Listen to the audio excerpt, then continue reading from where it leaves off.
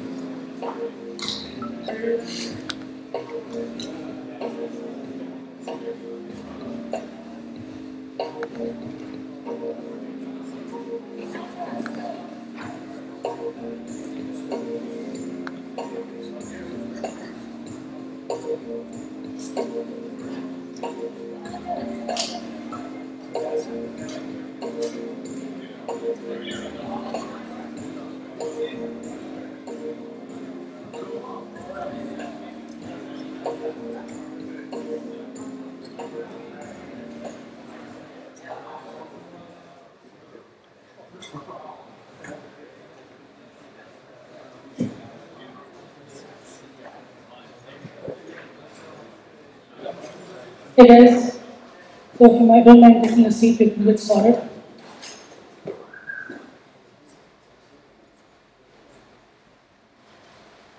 There are a lot of seats up front here. No one's going to bite you. You can move up front. There's a lot of empty space out here.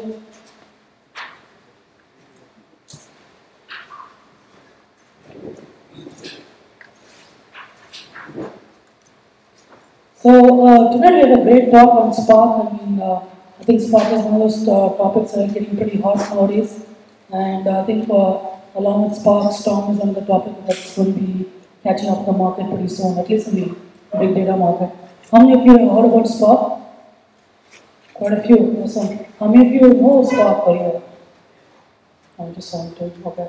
So this will be a great talk. We'll probably get an introduction to Spark, maybe some advanced topics on Spark. So without further ado, I would like to introduce our speaker for today. It's Vasquez from MapR. He's a data scientist, and he's going to talk today. Thank you.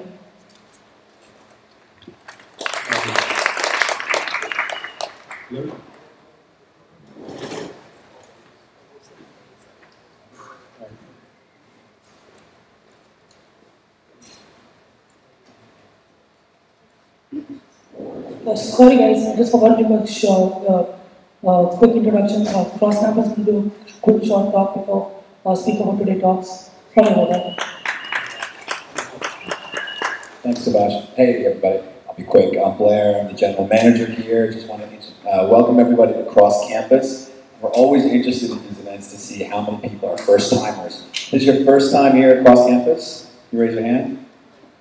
Cool, about half of you. All right, well, in a nutshell, we're a collaborative workspace. So it's a co-working space for tech startups, creative professionals, people who are building their business. In the day, you'll see this whole place feels sort of like a high-end boutique hotel lobby. You can kind of kick it on couches. There are conference rooms, bars, everything you need for the base infrastructure to grow your business. We do a lot of community stuff too. I won't bore you with the details, but if this environment seems like it could be fun, could be inspiring, could be productive, please feel free to grab my business card off that Lego desk back there. I'll be happy to show you around, give you a day pass, and give you a little flavor of what the cross-campus experience is like. With that, I'm going to pass the mic off to our distinguished speaker, and I'm going to have a great time with big data. Thanks for coming.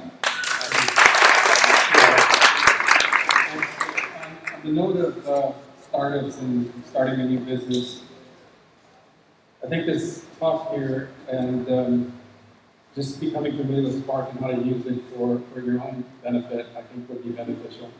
Especially when you're looking at startups and you want to keep your costs down. I think Spark is a great tool for such a thing. And I'll give some of the, highlight some of the areas where I think Spark can be used for starting up a business.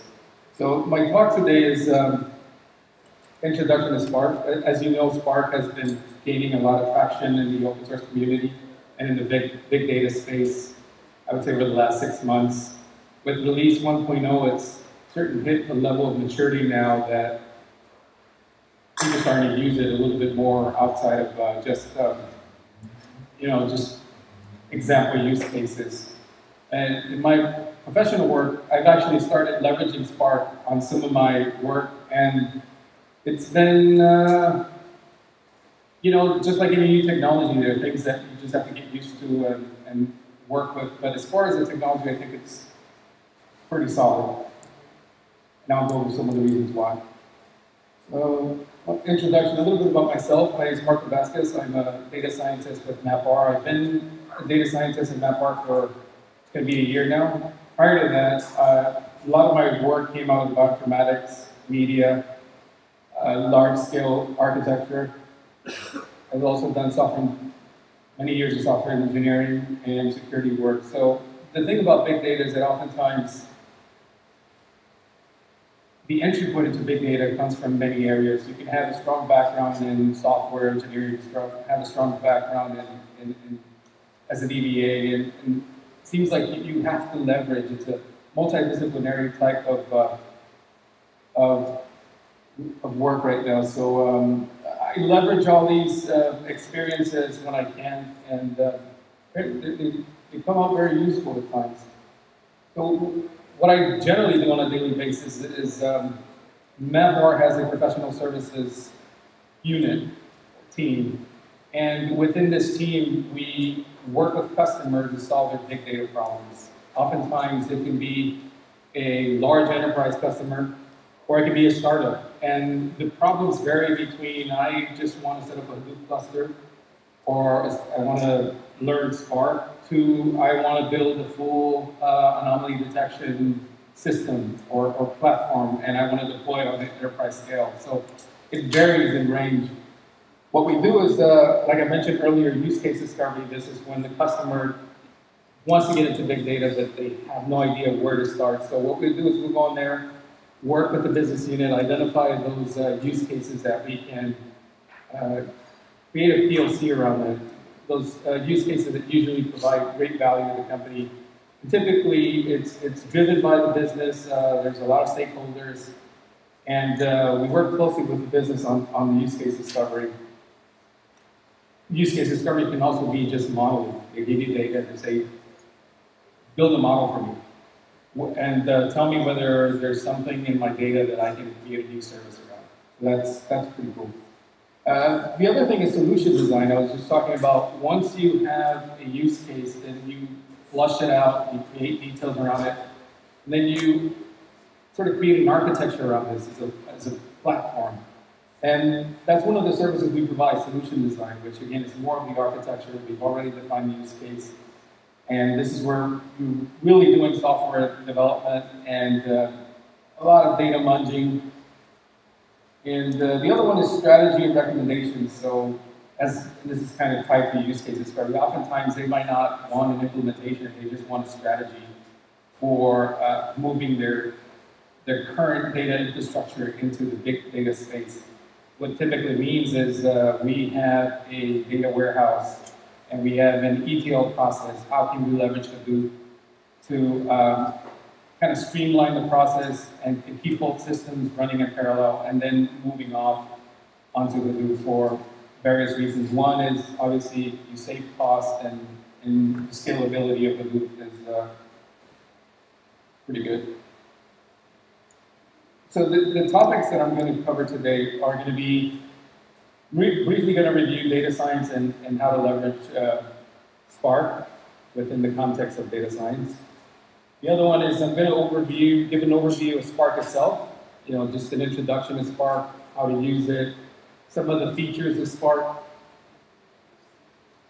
Third topic I'm going to cover is the software development in Spark. Oftentimes, you might have a tool where you leverage for model development and sort of data analysis, but surprisingly, Spark lends itself very well to taking the same platform, taking the analysis results, and building a full infrastructure around that. So by that time, when you get to that level of in your staging, you usually want to leverage software development.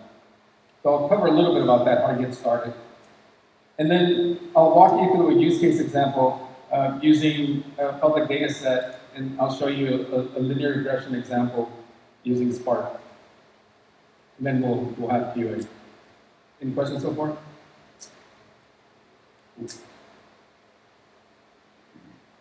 Spark and data science. So, introduction to data science. What is data science? I think, depending on who you ask, you're going to get as many responses and definitions for data science. But one I really like is getting insights from data that results in actions that generate value. So data science right now, as I mentioned, is highly coupled to the business. They're looking for actions that will bring value to the company. So just doing an analysis and showing them something nifty and something cool about the data, that doesn't cut it these days. You have to kind of link it back to either some optimization within a process, a new service, a new way of doing things. That's really what the business is looking for these days. At the core of data science, one of the things that you wind up spending a lot of your time is doing a lot of pre-processing. You just take a bunch of their data in an unstructured form, coming in from many sources. You build a predictive model, and you also work with, once you start, actually I had this backwards, you work with the business to identify the use cases, and then you build the model around that use case. Oftentimes, businesses have many use cases. It's just trying to find that one that's going to bring the most value. It's very complicated. Tools that are commonly used is R. R is becoming very popular. MATLAB used to be like the go-to in any type of data analysis and data processing. And there's a lot of legacy code, C++ code that sits out there, that's still out there, that is used for data processing. So those are the tools that are commonly used. And the new one that's up and coming that I'm starting to leverage more and more is Spark. And I'll walk through how Spark can be leveraged and compare some of the functionalities that these other tools have. So in my work, I usually have to use R for data analysis. I might have to use MATLAB for computer vision just because I have to create tools. And I might have to leverage C++ code because the customer has a legacy algorithm that works in C++, and we have to figure out a way to bind that to the group. So Spark surprisingly allows me to do a lot of the stuff that I would normally do independently with these other tools. So I'm looking for a single tool, and so far it's been working for me. So Spark is a data science tool, like I mentioned earlier. One of the things that it allows you to do is do a quick analysis of the data. Part of the complexity is that when you start looking at the data, oftentimes the data is huge. I mean, just so using your normal Unix command line gets you, I mean, you can get some analysis out of the data, but it's really difficult to get anything useful from it. So, I've been leveraging Spark to do that. I have, and this is the great feature of Spark, that it allows you to integrate with the HDFS file system, which is, so if you have a Hadoop cluster, you have your data already sitting there, and you can easily ingest it into Spark. The Spark also allows you to do model development. It has a machine learning library component that sits on top of Spark, which you can leverage. Version 1.0 of Spark, again, has made the machine learning library a little bit more mature, and it's introduced several new algorithms. So that's one area you can leverage. Yeah, and I just mentioned this for streaming. Yeah, another area where Spark is becoming very popular is streaming. So if you have real-time data, you want to stream Twitter feeds or any real-time data, you can also leverage that in Spark. So in a single platform, you can get streaming historical data offline that's been batch processed by Hadoop. And you can also get new data and form models based on real data and historical data. That's a cool feature. On our MapR platform, we've partnered up with Databricks, and now we support Spark seamlessly. So if you install our MapR cluster, you can do apt-get, you can use RPM, and just pull in the Spark component, and all the configurations on Spark are set up for you, so you don't have to worry about that. So that's a cool feature.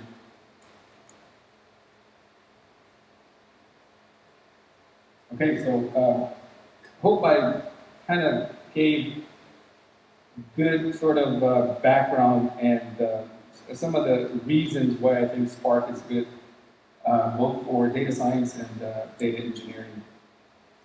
Primarily data science. So if we look at Spark and we ask, what is Spark? I mean, really, Spark is a distributed in-memory computational framework. And that's really what it is. It's a framework, which means that it's an incomplete platform and you have to do something with it. Usually you have to build an application, you have to ingest data, but it's a framework. And the thing about it is that, as I mentioned earlier, it aims to provide a single platform that can be used for pre-processing, which I would say accounts for 80% of big data time. The installation of the cluster, the optimization that happens pretty relatively quickly. It's data processing that takes a long time, with pre-processing, as you said.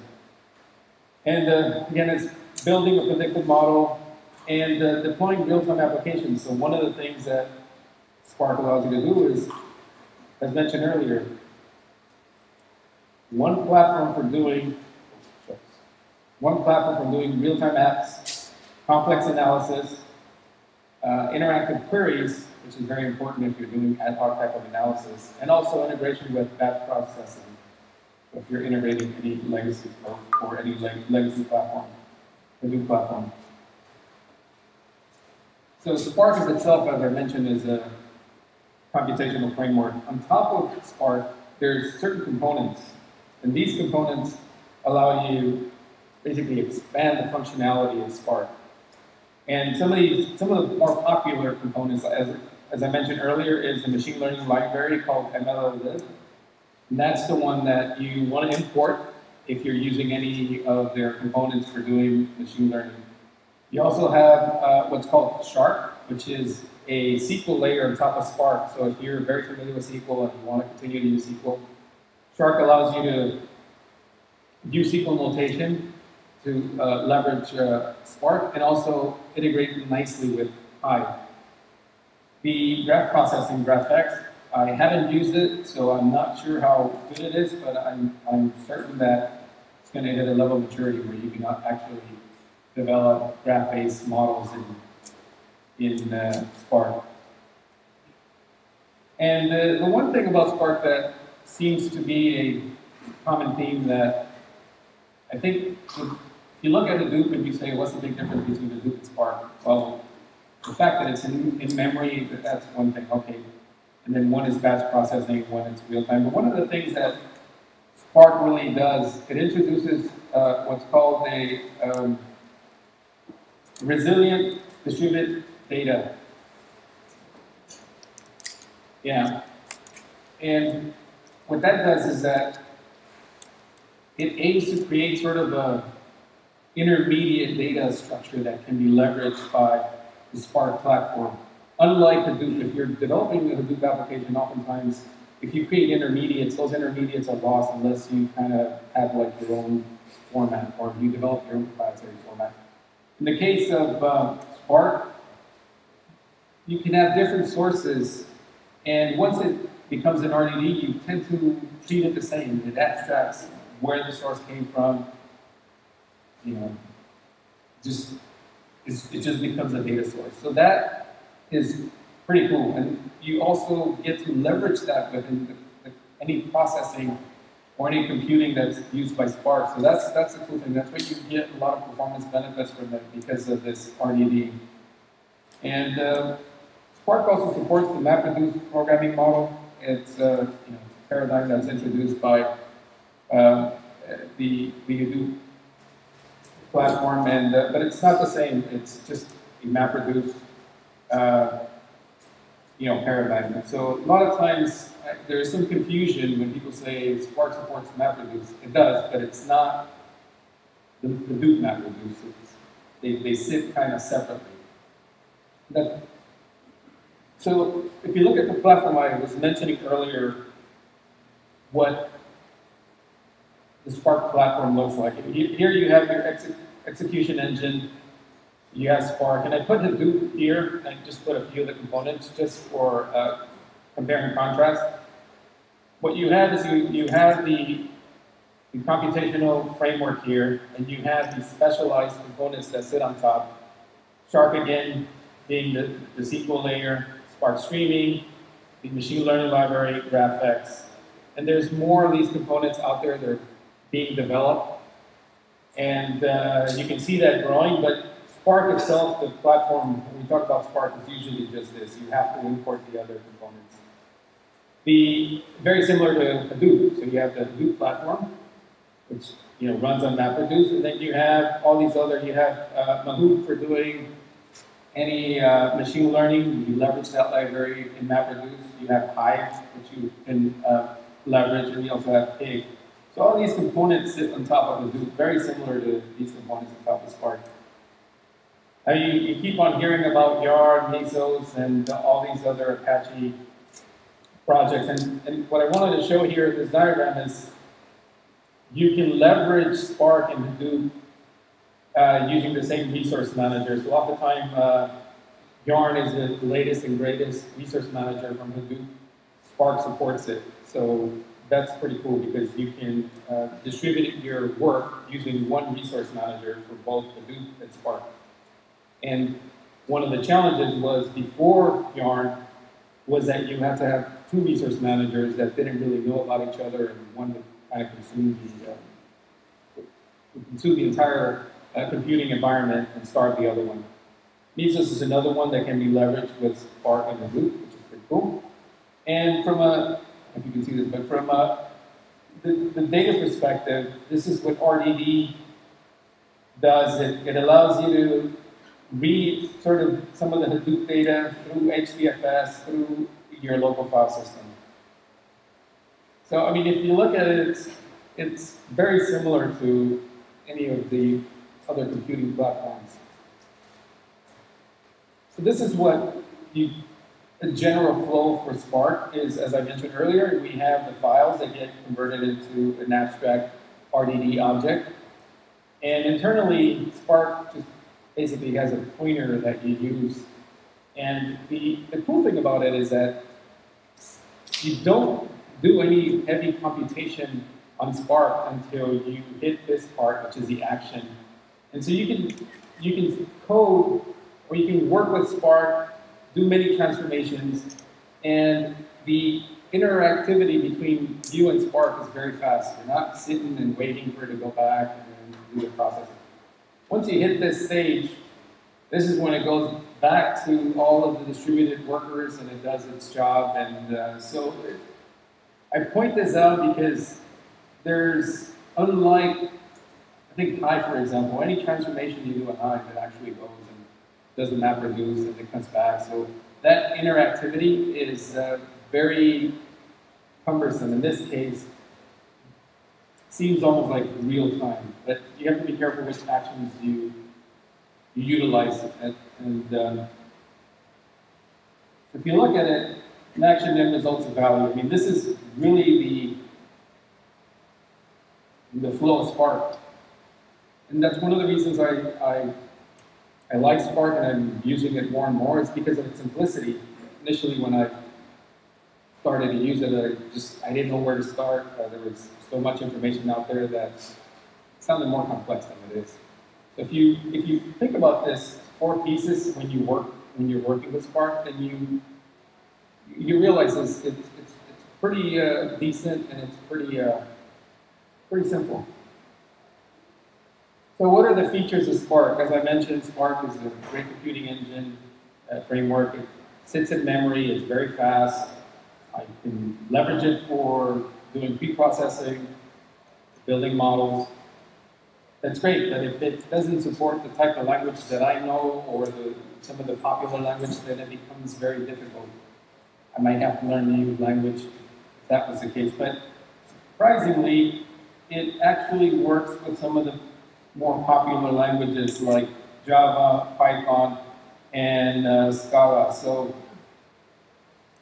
Spark allows you to, like I mentioned earlier, you can program for the Spark environment using these three languages, Java, Scala, and Python. And you can work with you can work via its interactive shell using Scala and Python. I'm not sure why I didn't include Java here. As mentioned earlier, it works by applying transformation and actions on collections of records called RDBs. In memory, and it's pretty fast. Yes?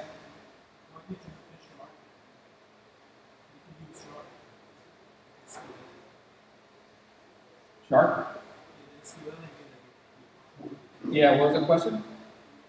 You could use that to also create a data, right? Yes, so you can use Sharp, but that would be you're using a component of Spark rather than Spark natively. So yes, I agree. I mean, you can abstract Spark even further by using the components, but at its core, it supports these three languages: Java, Scala, and Python.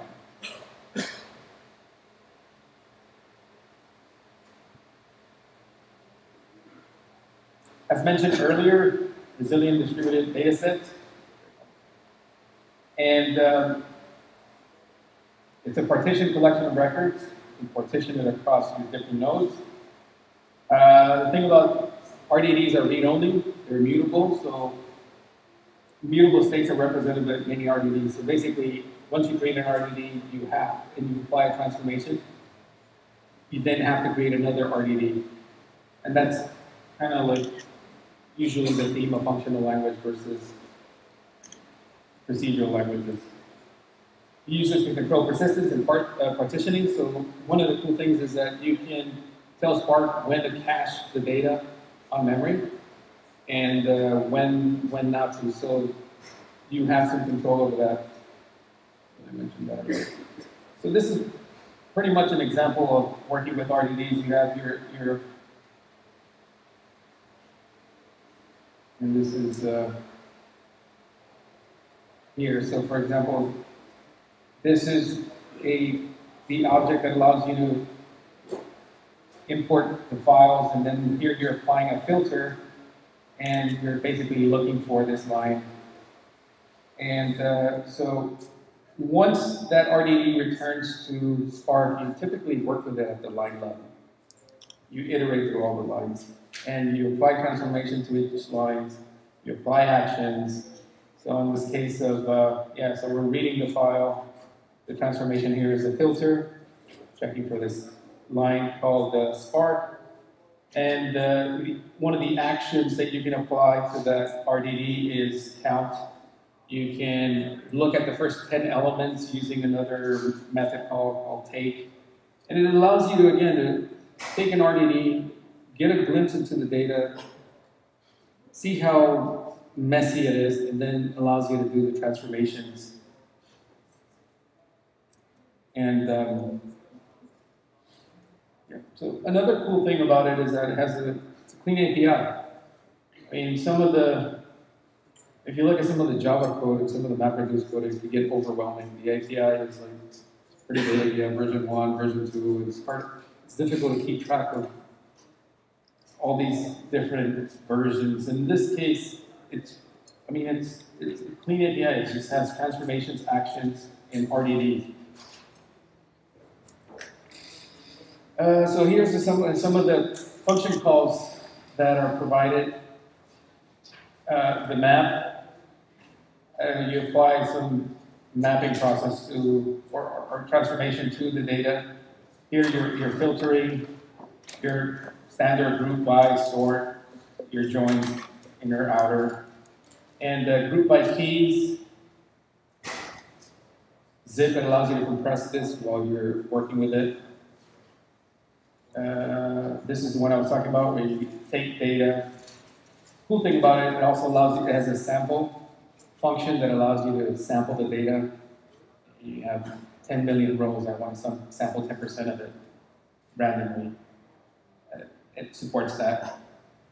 And then, if you want to write out, persist your data, it supports saving functionality, so that's.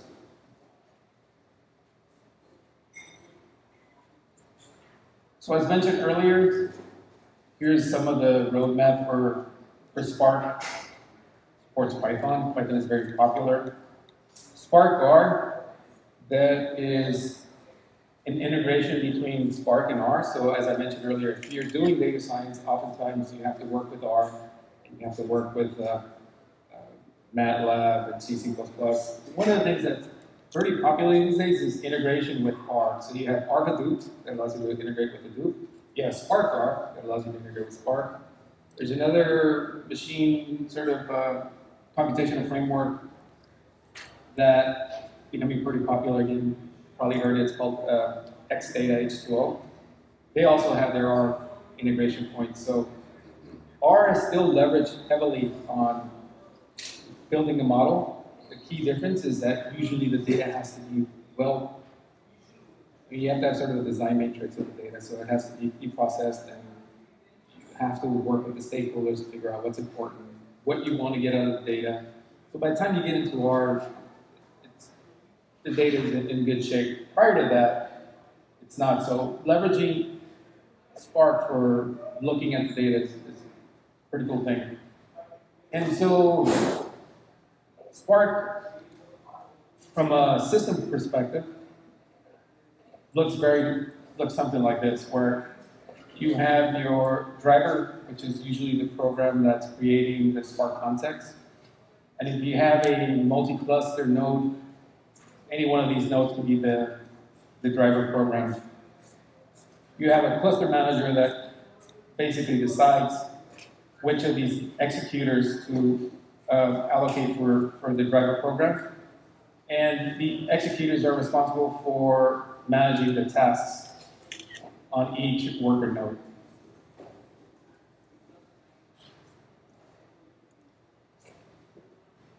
Yeah, and so the driver does which.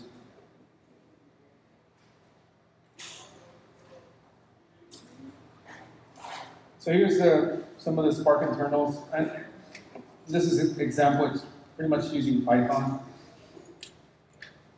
So if we walk through this example, we'll see that if you're creating an RDD, it's basically, I mean, you can create an RDD from a file, a directory,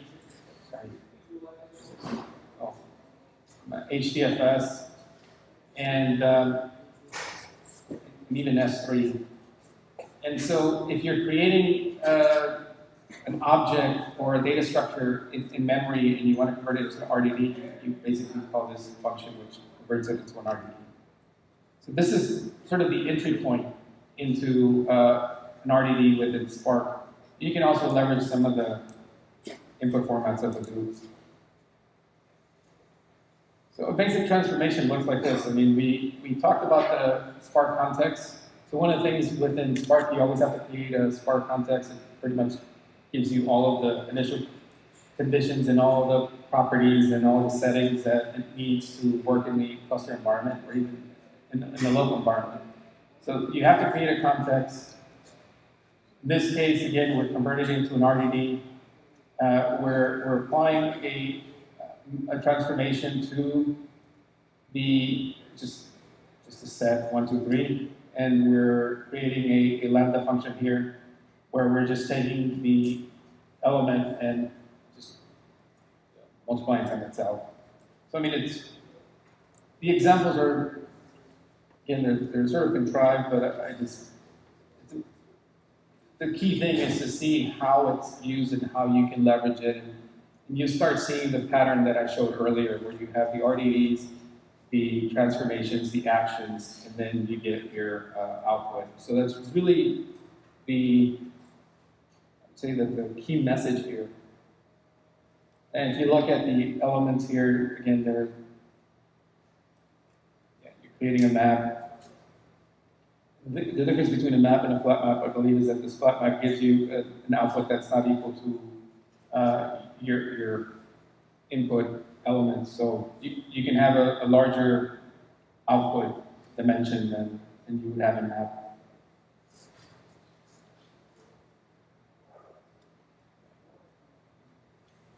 And so these are, we talked about transformations, now we're talking about actions. And this is when you call an action, and this is when you're really going out to Spark and you're saying, hey, do something useful for me. And in this case, when you're calling collect, you're taking the RDD and you're taking the elements that were stored in RDD and you're basically putting them in memory. You're using collect, be careful, because usually one thing I've noticed is that obviously the RDD is a distributed sort of data set and it's stored across the different cluster. And if you try to collect it all into a single node, usually you'll max out your memory. I've seen this happen where you just type in right collect and you max out your memory and you can't store everything in there. So again, return the first two elements, show me the elements, count, and then you have your reduce here, which again is the MapReduce paradigm. And here's, you have your elements. Basically, you're saving the file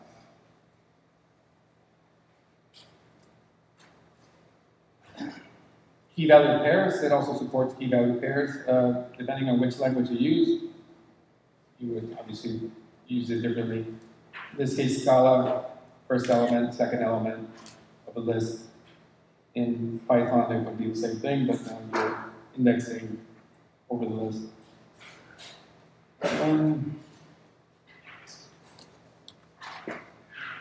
Yeah, so here would be an example where we take pretty much an array of lists, and we do a reduce by key, the key being the word, and as you notice, it basically takes the key, and since we're doing an add function, it just adds the value.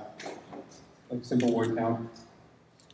You can also sort by key and group by key. So here we're grouping by key, cat name key, the values, and we're sorting.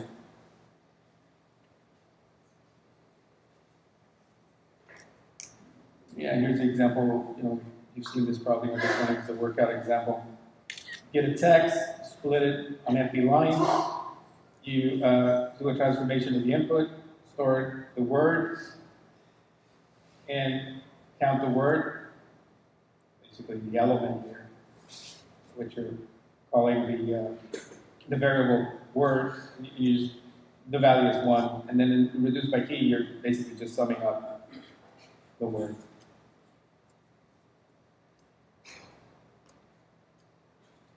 And another example, very similar, key value operations, where you're taking the keys, your values, you're converting them to RDDs, and then you're doing a join. In this case, you're doing a join between two different RDDs. So that's a nifty feature. And if you're familiar with any, again, like joining within Hive, joining within Big, it's very similar. So I think now I kind of walked through Spark, showed some of the reasons why Spark is valuable if you're doing big data. And if you accept that and say, yes, okay, I want to look into Spark, then how do I get going? Well, one of the things is you want to do some development at some point. And if you want to get going, actually, it's even simpler than that. You would download Spark, you run Spark, and then you just work through the interactive shell. So the interactive shell allows you to do a lot of the stuff that that I just showed as examples, and you can build your knowledge from there. So that's one way. The other way, obviously, is doing development. And so if you're starting to do development, one of the things you want to do is you want to understand what it means from a development perspective. And you have to build, if you're programming, you have to build your driver program, which again, it's the program that creates the Spark context for you. When you create if you're working through the interactive shell, Spark will create the Spark context for you, so you just automatically start going from there. The executor basically manages the tasks in the worker node, and the worker processes the task, which I covered this already, so I'm just going to stick with it. Some of the applications that you can build with Spark is, again, as Shark, as mentioning earlier, Spark Streaming, Job Server. So this is an open source sort of a web application that leverages Spark, and you can use it for long-lived sort of services.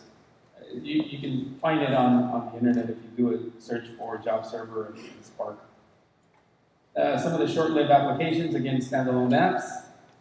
You create the apps, you submit them, they finish and they come back, and also through the interactive shell that I was talking about earlier.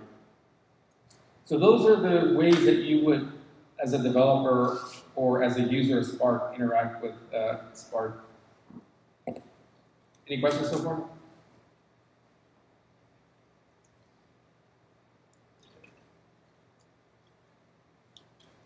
So if you wanted to start programming in Spark, I'm using Scala as an example, because that's the language that I've been using lately, and probably the one that I'm more comfortable with these days, is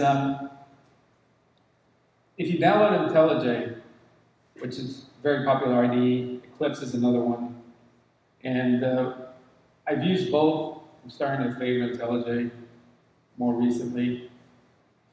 IntelliJ has a Scala plugin, and it allows you to build Scala applications pretty seamlessly.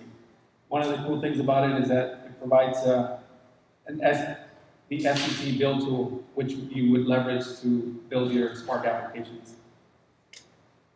And now Gradle is another sort of popular build tool, and I haven't really been able to work Gradle with Spark very easily, so that's an area where if you find difficulties with it, then you're not alone, but SVT works very well. And this is sort of the native Scala build tool. So you get the build tool. My recommendation is to start with SVT to avoid any issues with build tool, and then you write your code, whether it's Scala, whether it's Java. Well, in this case, I'm using Scala as an example, so let's stick with that. And then once you write your code, you deploy it with SVT package, you generate a fat jar, you run your code, Spark's init, and in conjunction, you can have your Spark shell open, your code executing, and you cut snippets of your code and run them in your Spark shell. So if you're testing a certain function or certain functionality within your code, and you want to be more, have a quick iterations around it, and you can have your Spark shell and while you're doing your development. So I mentioned the Spark context, and that's really the main entry point to Spark functionality. And by default, it's usually provides this, it's available through, if you open up the interactive shell, you'll reference all the methods through SC. By default, the variable that's used for the Spark context.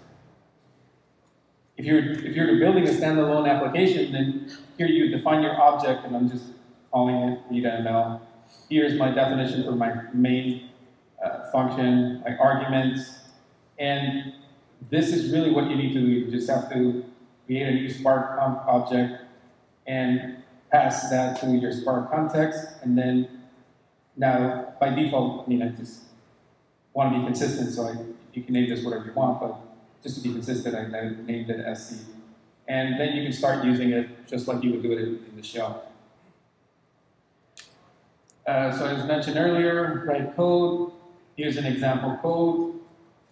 Here's an object called simple app as the main function. I create my context, I import a file, and I apply a filter, basically check each line to see if it contains A. If it does, count it.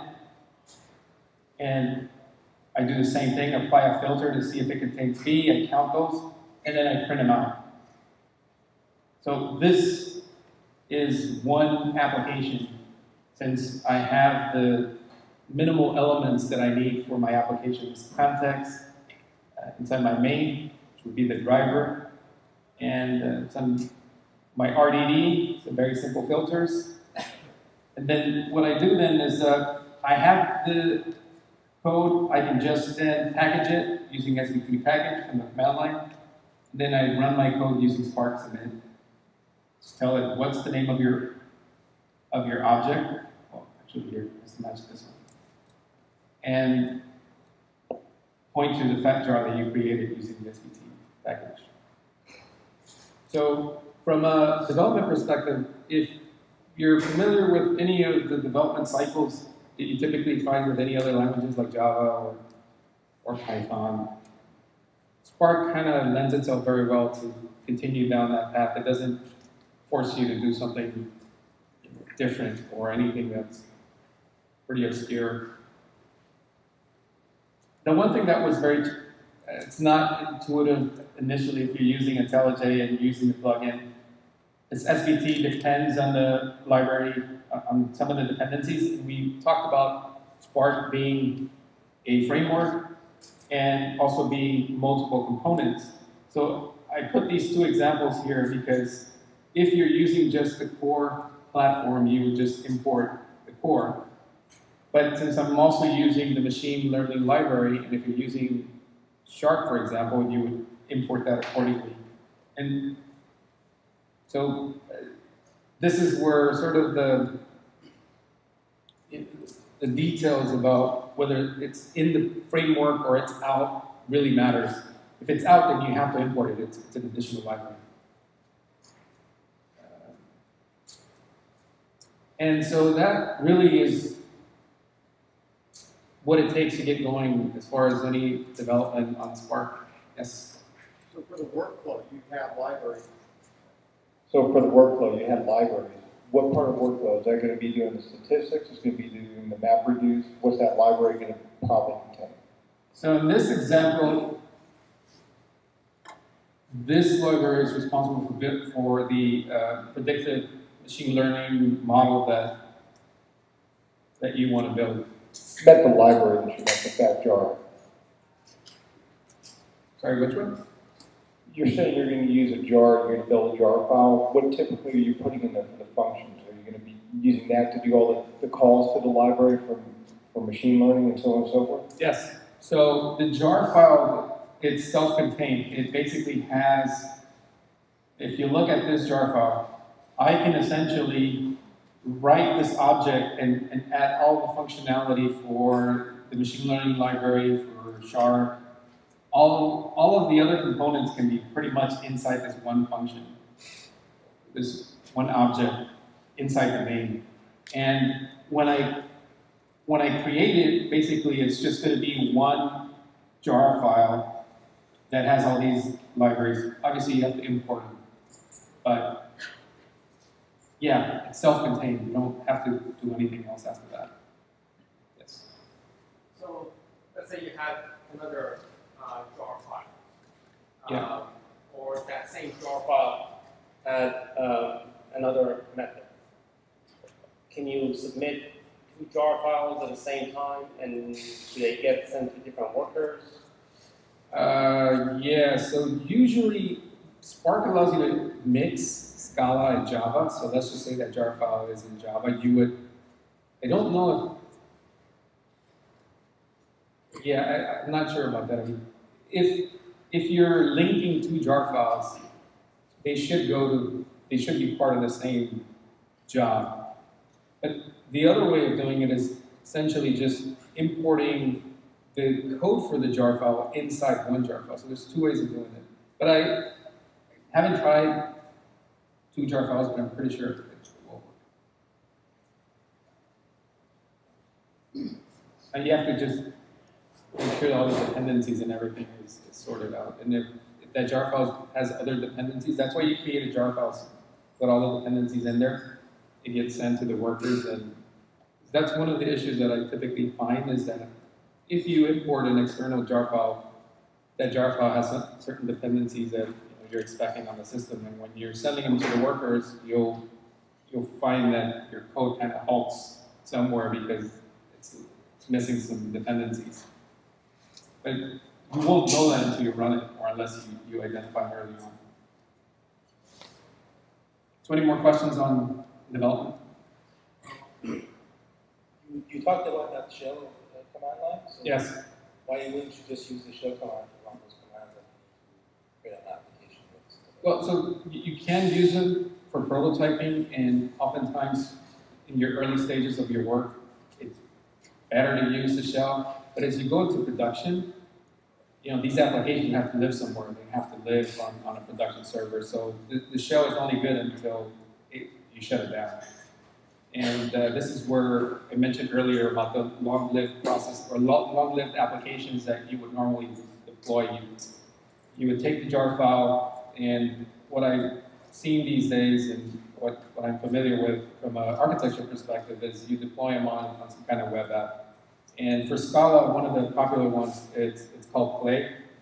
So you would build a Scala application, a web server application using Play, and then use sort of Spark as the middle tier for any long-lived process that you're doing.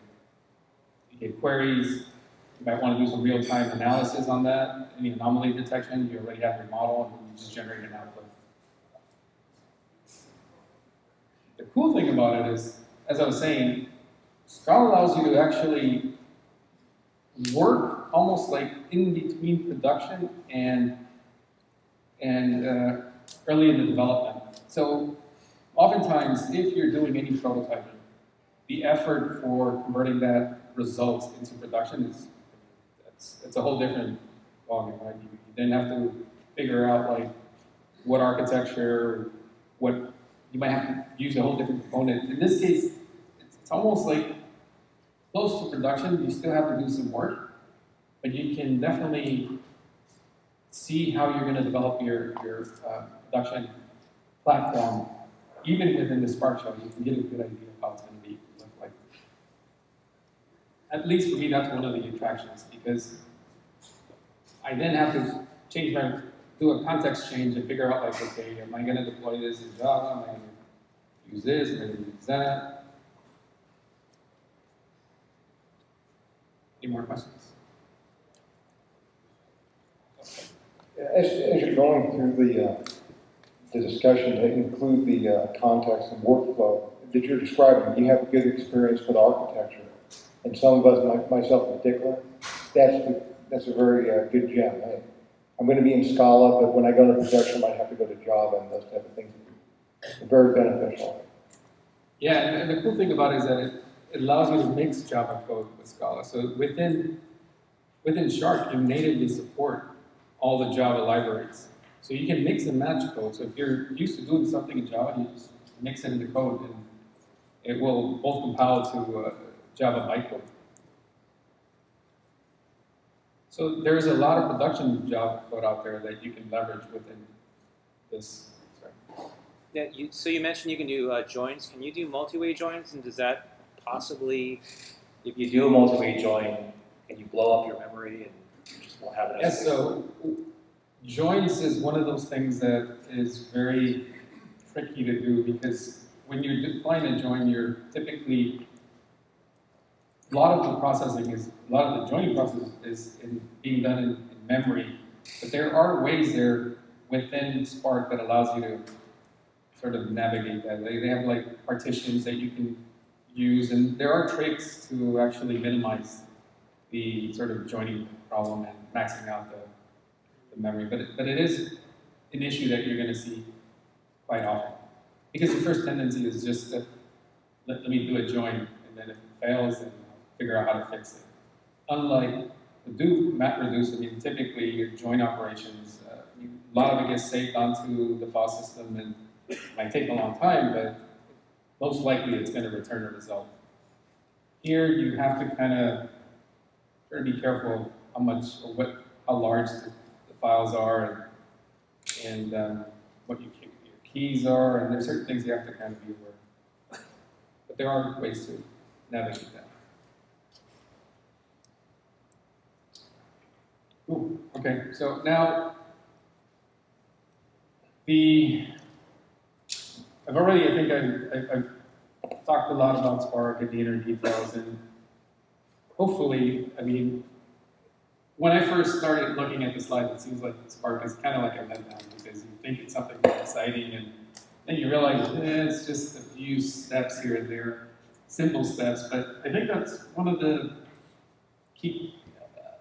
one of its nice features, that it is simple and it allows you to get going.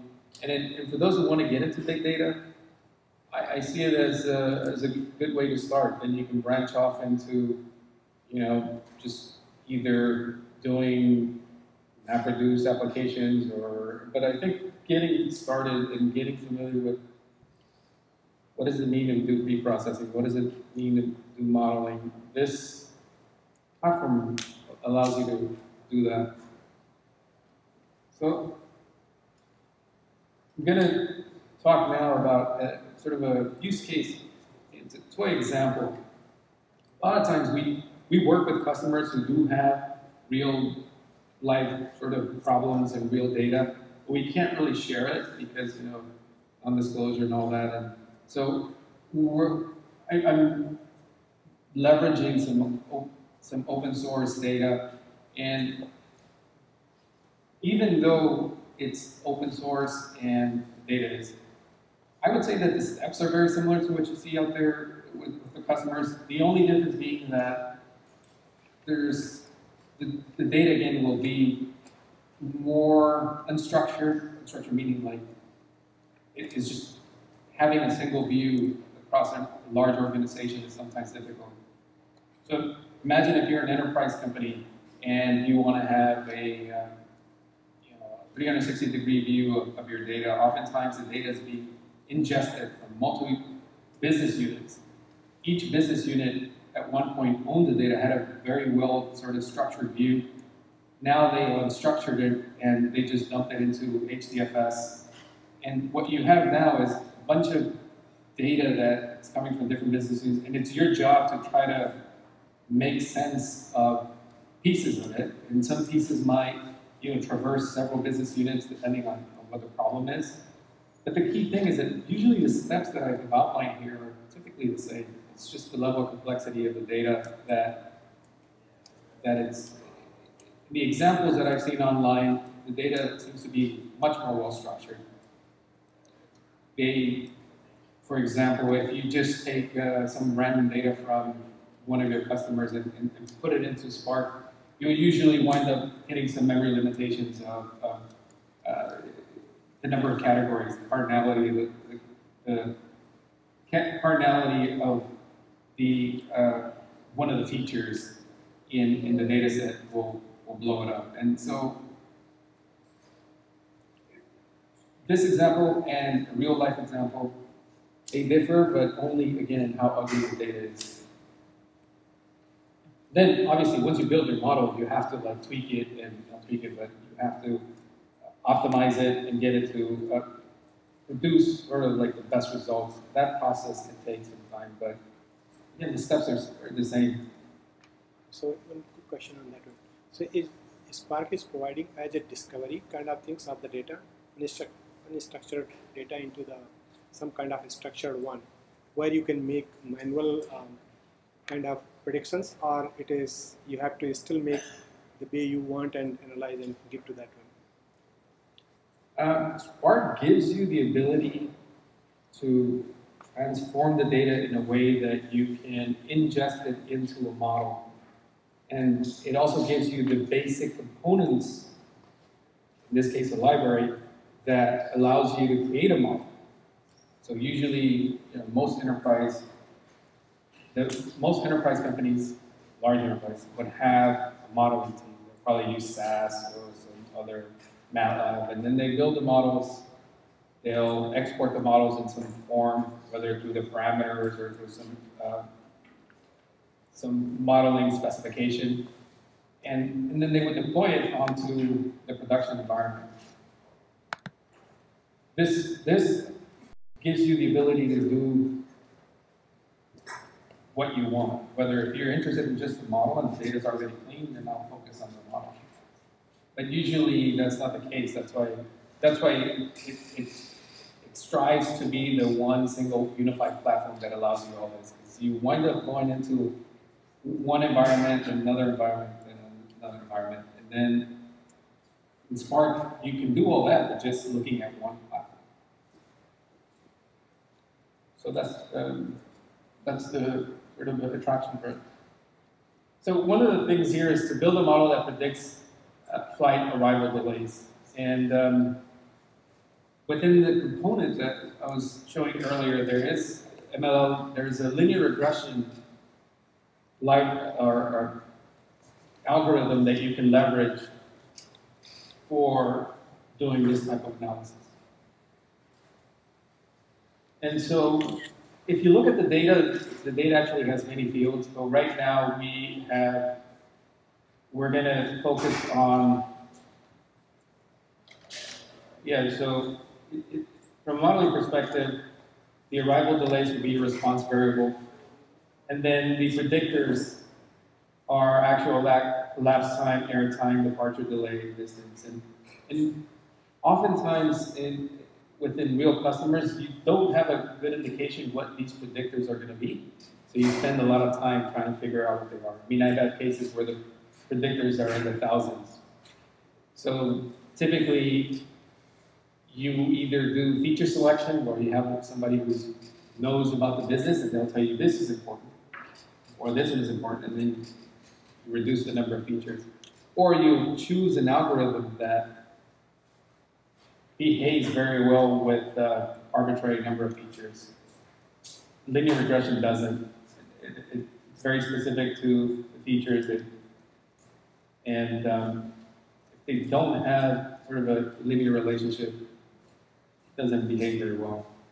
Other like random forest or GBM, any of the tree methods work very well for when you have predictors that you have no idea what they are. And then you're trying to figure out which predictors are the ones that are contributing to the response variable the most, and then you start kind of working your way top down. So as mentioned earlier, steps are to import the data, which you can do in Spark. You can do the data pre-processing. You can train your model, and you can score your model, and then you can analyze your model. So all these 1, 2, 3, 4, these 5 steps you can do in Spark, which is pretty good. So I don't know if you can see it, I don't think so, but this is, so if you go online, there's a Rita data set that's pretty cool. It's data published by the, I think, National Transportation Department.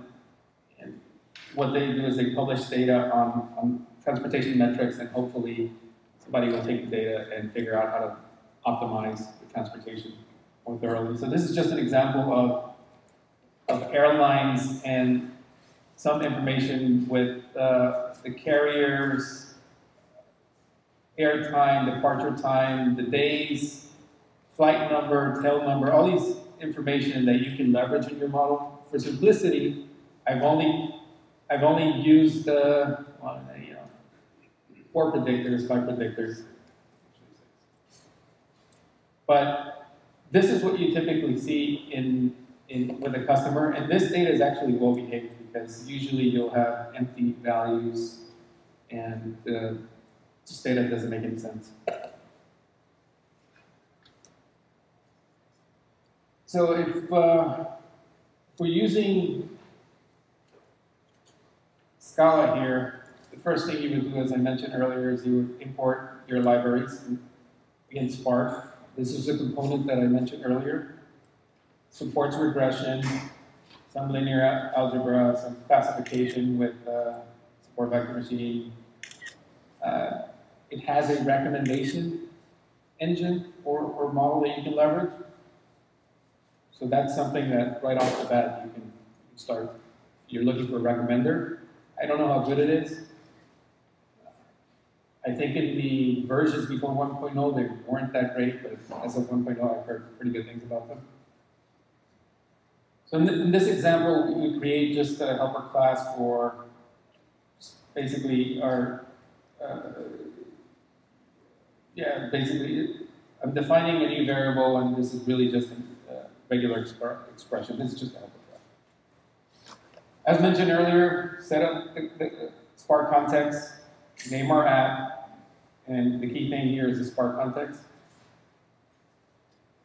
We import our file and convert it into RDD. And in this case, we're removing the header from the RDD. The first line has a header. So we're applying a filter, and we're splitting, since it's a comma delimited file, we're splitting on commas. We're taking the first element, and we're doing a match. And we're applying a case, or matching on the case. In this case, we're doing a regular expression here on a digit. If it's a digit, returns true. If it's anything else, returns false. So this example could have been coded much efficiently, but I kind of left it in an obvious form so we can walk through the features that I think are helpful. And as I mentioned earlier, here's the fields from the data, the actual elapsed time, the error time, and all I'm doing is assigning a numerical value to them so that I can index them. Actually, this is the index of this field within the data. So it's not just a random arbitrary one. And this is another definition that I'm just calling whether I'm checking to see whether there are NAs, null values within the data. If it matches, there has a name, return true. If it's anything else, return false. And so this is where we're doing sort of the pre-processing. This is where you start to look at the data and start to figure out, like, okay, what am I doing to the data? So I mentioned earlier that the input data looks like this, but we're only interested in these fields, so we have to extract those fields using Spark and written in Scala. So we apply a map, and as I mentioned earlier, we split. We already have this RDD that doesn't have the header, so we're good. And the cool thing about at least Scala, you can link all these maps. So once you do a map, you then take these elements and you're extracting only the elements that you're interested in. Now, here's one element, and then here's all the values. So this is basically my response variable, and these are all my predictors, and they're stored in one list. I have two lists here. And then I'm filtering out those that have NAs. Since the input data is in strings, we need to convert it into some kind of data structure that Spark can work with. It's a numerical value. It needs to work with the model, so you have to convert it into doubles. So, and we're putting them inside an object called label point, which is pretty much a structure. Yeah, it's a data structure that works very well with the machine learning algorithms. So I'm taking this and I'm adding a double, and then I'm converting all the other values into vectors. Label point, and then vectors.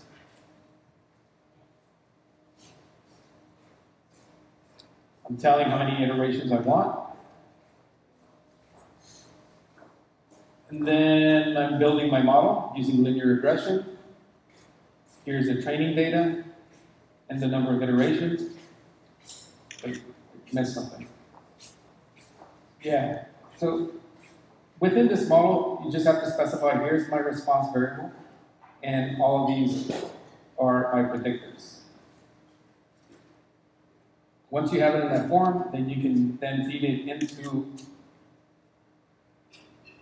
the linear regression, and then you do the training. Now, I'm doing something here that usually you shouldn't be doing, which is you're training with the data that you're going to score on. So usually you subsample and you have your training set, which is a small piece of the entire set. Here I'm using all the data just to show, just to show the library itself, not necessarily to show best practices within data science. And yeah, so here you basically take the output of your model, the parameters, and then you figure out, you run your prediction on your data, and then you find the errors for that model. And when you get the error, depending on which algorithm you're using, they have different metrics to show whether the model's working good or bad. But in linear regression, usually the mean squared error is what you leverage. So that's pretty much it. I just trained my model, and I just ran a prediction on the trained data. And so as far as the analysis, you can then go ahead and remove predictors, add new predictors, and increase the number of iterations. And you can run the model again and check your error and see whether it's good or bad. But you're basically improving the model, and you're working on the model within this context of Spark. And this is one way that you would do it. So the strength of Spark is that this can be done fairly quickly, right? You run the model, get the error, and then you can build code that actually minimizes the error and automatically picks features randomly, or it doesn't. Or you can select features based on your business domain. But that's pretty much it. I think I just walked through Spark, showed some of the Spark workflows with respect to RDDs, transformations, actions. I showed you some of the software components that are used within Spark. I also showed how you can interact with Spark through a shell, through programming. And now the problem that you want to solve with Spark, that's a whole different ballgame. And I think one exercise would be you pick a problem, pick an example of data, and work it through in Spark, work it through the Spark shell, and 3 weeks from now you realize that Spark is very manageable and very doable from a big data perspective. That's it. Any questions?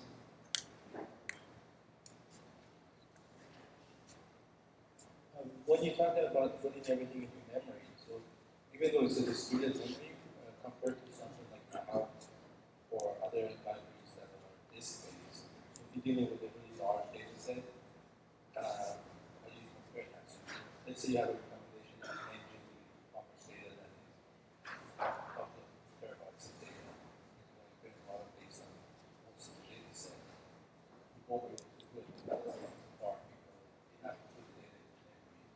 Yeah, so the thing about Spark is that it also supports writing out to the file system. But I think in previous releases, there's been some performance issues with that and stability issues. So once it starts writing to file, usually we wind up crashing.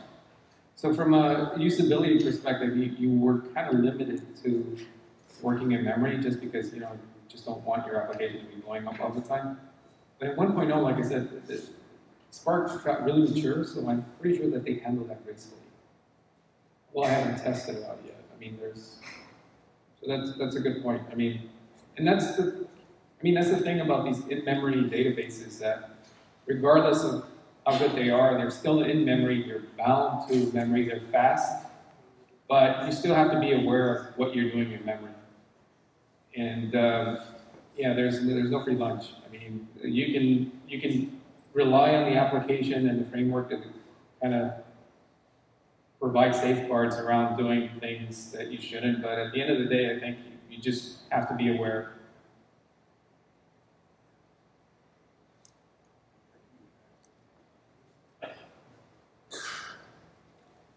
I wasn't clear, but is it actually on a cluster so we can get the leverage of other computers in the memory so we can load more in there? Yes, so the question is, can you leverage the cluster to? Yes.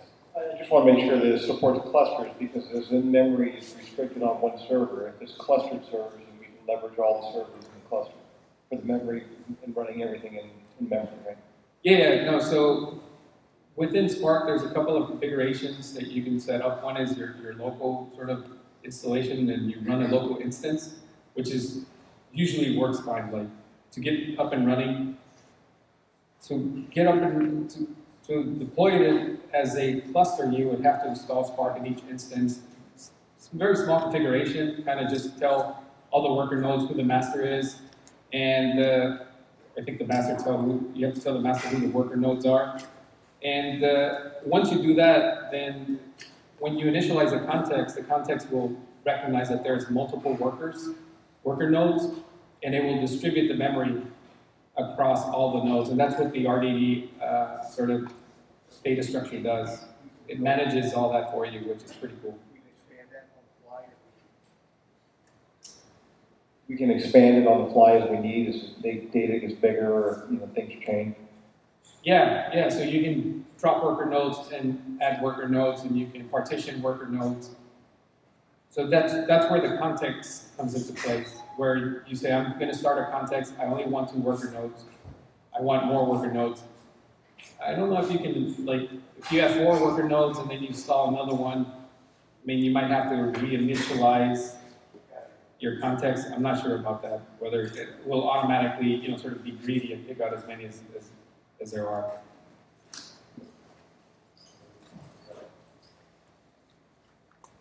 The Spark works on HDFS, right? So does it use, like I saw you saying that the cluster manager and then worker nodes. So the worker nodes, are they part of data node and name node? Yeah. No, so Spark doesn't really have any visibility as far as worker nodes or sorry, name nodes. It doesn't really know anything about that. The only thing that it kind of integrates with Hadoop would be the resource manager. But it only has visibility into the file system. So it just sees the file system and it can read and write the data out. Hey, I was wondering if you could speak on the quality of the ML libraries, specifically for supervised learning, and compare MLlib to maybe H2O, to Mahout, kind of what you think about that. Yeah, that's a tough question. I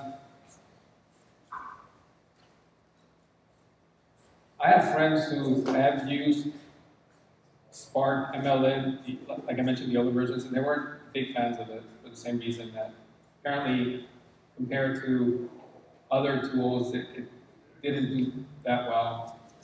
This new version 1.0, there's some improvement around these libraries. How good, I don't know yet. I haven't built anything in production where I'm stressing the models enough to give you a good indication whether it's that good. Do you have any published data that says how you guys compare, like your linear regression compares to H2Os or anything like that, so you get like an apples to apples kind of comparison? No, I mean, it'll be nice if whoever publishes that and shares it with me, because I also have the same kind of question. And to be honest, a lot of times, right now so much the focus is not so much on the quality of the model, it's just making sure that the pieces that you need and getting the model to a state where it's usable is adequate. Like, I don't, unlike, say for example, real-time bidding or something where like, your model has to be super good or like real-time optimization problems. I think for a lot of the problems that I see, if it's good enough, it's good enough.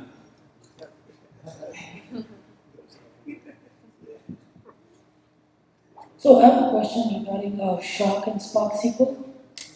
So there's a lot of talk about Shark, Spark SQL, and Hive, and that Shark is going to be deprecated in favor of Spark SQL. Also, Hive is going to be migrated onto Spark, and actually MapR, Cloudera, Databricks, and IBM are working on moving Hive onto the Spark platform. Can you, talk a little bit about that? Yeah, I'm not familiar with it. I've heard rumors that, yeah, the Shark is going to be replaced with some other SQL engine that's actually going to sit in the core of Spark.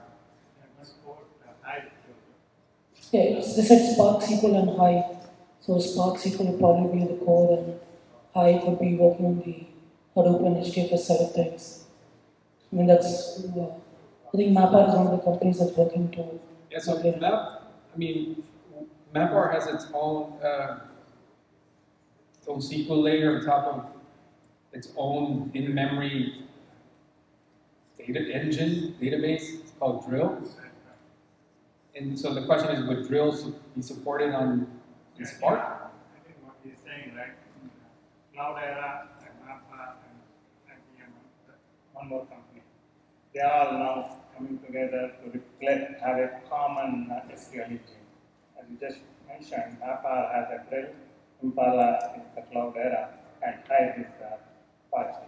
So everybody is trying to consolidate and just use Hive as an engine on top of Spark. That's the initiative I think. I'm not aware of that. I think it just now. I mean, I'm aware of the different sort of SQL components, but I wasn't aware that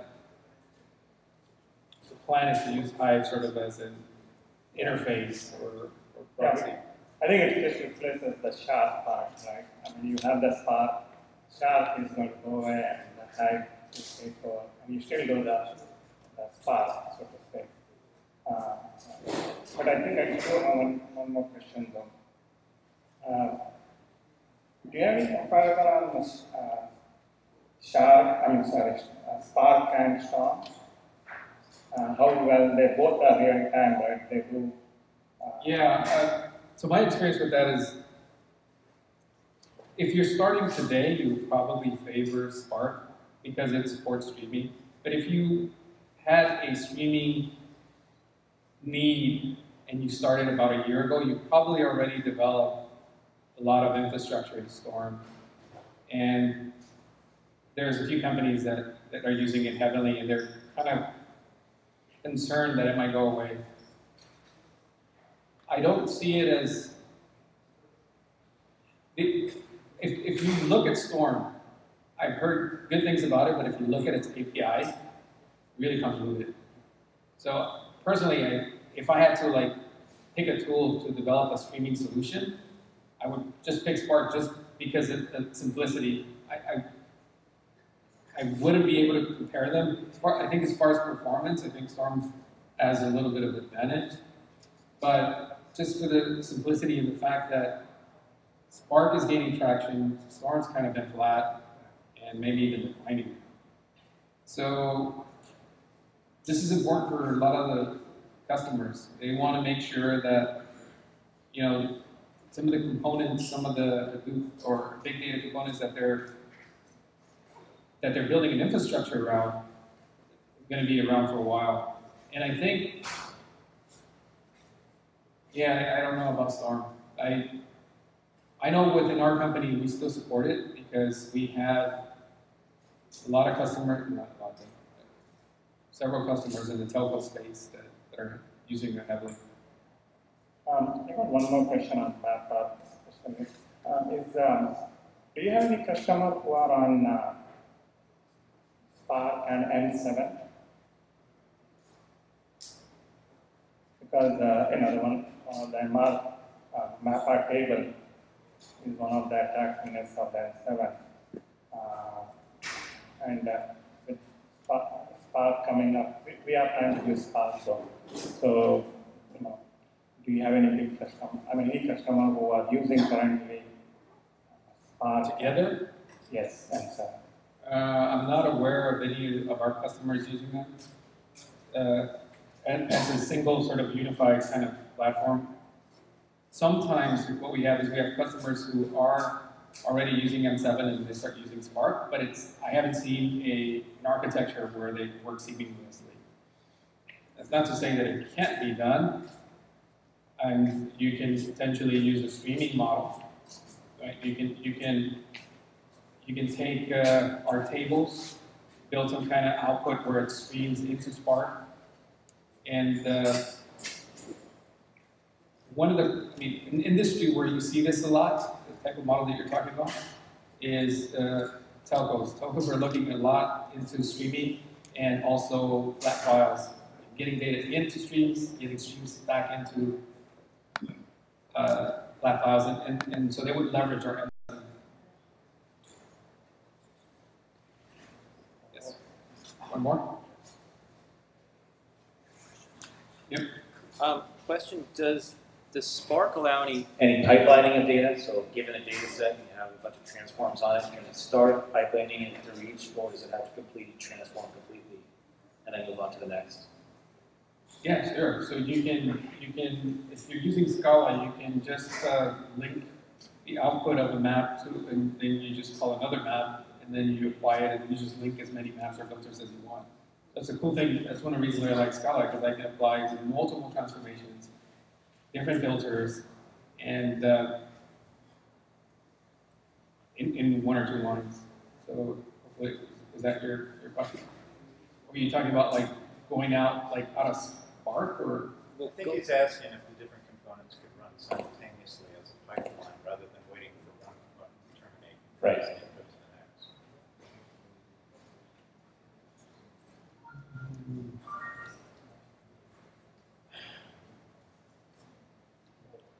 Like, what would be one component? Like, you're talking about like a machine library component, or are you talking about like a software component that you? Just in terms of the different transformation steps. So you take a set of data, you reduce it to a smaller set, you filter on it, and you map it. Then are these, and you have this massive data set you're operating on. So you might want to take slices of that. I'm not sure. I mean, whether it could run some of these transformations in parallel versus sequential. Yeah, I'm not sure. So you might want to split that up beforehand. Feed it in as a stream instead of one massive piece. Yeah, no, I'm not sure, to be honest. Either. I don't know. I don't want to say because I don't. I got a feeling is that it does, but. Thank you. Alright guys, thanks very much for coming down. Thanks Marco for presenting today. And our next presentation or next meetup is on August 6th. It's going to be on real-time Hadoop. More information is there in the user group. Thanks again for coming.